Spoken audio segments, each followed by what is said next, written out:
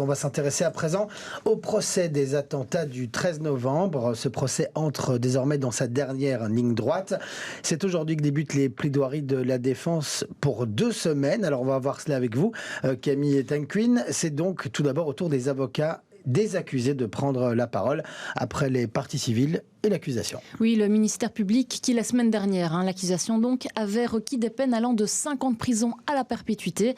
5 ans, c'est donc la peine minimum requise contre un des accusés. Il s'agit du bruxellois Ali Oulkadi. Il est jugé pour avoir aidé Salah Abdeslam au début de sa cavale et pour ne pas l'avoir dénoncé. La perpétuité, elle était requise pour 6 accusés, dont Mohamed Abrini et Salah Abdeslam. Et pour ce dernier, c'est même la perpétuité incompressible qui a été demandée. C'est une peine rare, la plus lourde du code pénal français, et qui rend quasiment impossible une éventuelle réduction de peine.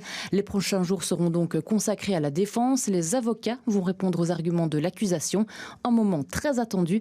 Les avocats de Salah Abdeslam plaideront en dernier. Ce sera le 24 juin. Le verdict est quant à lui attendu pour le 29 juin. Et Camille, concernant les parties civiles, une plaidoirie collective a été organisée, ce qui est assez inédit. Oui, en fait, à ce procès, il y a plus de 2400 parties civiles qui sont représentées par plus de 300 avocats.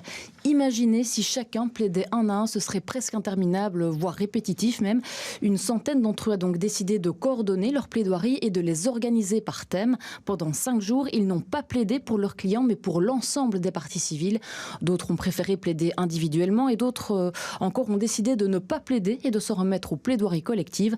Et on peut se demander si cette technique sera aussi utilisée lors du procès des attentats de Bruxelles. Il devrait commencer en octobre prochain. Près de 1000 parties civiles se sont déjà constituées, représentées pour l'instant par plus d'une centaine d'avocats. Merci beaucoup Camille Tanquin pour toutes ces précisions en plateau.